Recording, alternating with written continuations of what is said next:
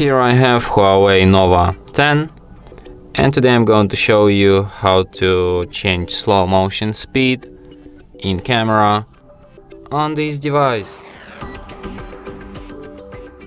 So to do this, firstly you have to open camera, then switch to the slow motion mode by going to more, then to the slow-mo, and by tapping on this icon here,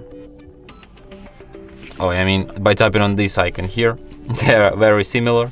As you can see, you can change slow motion speed, and you have 3 different speeds. You have 4x, 8x, and 32x slow motion speed. So yeah, and that's it. Thanks for watching. If you find this tutorial useful, don't forget to hit that like button and subscribe to our channel.